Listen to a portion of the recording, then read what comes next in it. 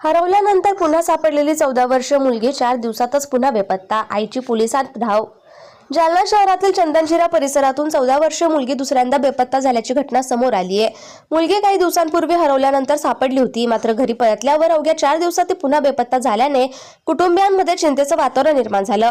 मंगळवार दिनांक 28 जुलै 2026 रोजी दुपारी 4 वाजता मिळालेल्या माहितीनुसार या प्रकरणी आईनं पोलिसांकडे तक्रार दाखल करून मुलीचा शोध घेण्याची मागणी केली आहे। पोलिसांकडे दिलेल्या तक्रारीनुसार महिला फिर्यादी या मूळच्या कुंभारझरी तालुका जाफराबाद येथील असून सध्या सत्यमनगर चंदनझिरा जालना येथे वास्तव्यास आहे।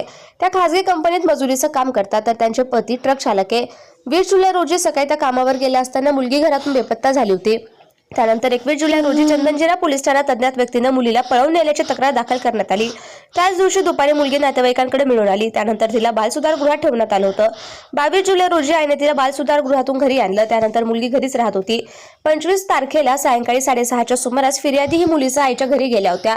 त्यावेळी मुलीची मामी हिने महादेव मंदिरात दर्शनासाठी जात असल्याचं सांगून मुलीला सोबत नेलं। त्यानंतर मुलगी मंदिरात न जाता बाहेर खुर्चीवर बसल्याचं तिच्या मामीनं सांगितलं। दर्शन करून परत आल्यानंतर ते तिथे दिसून आले नाही। मंदिर परिसरात आणि आजूबाजूला शोध घेऊनही तिचा पत्ता लागला नाही।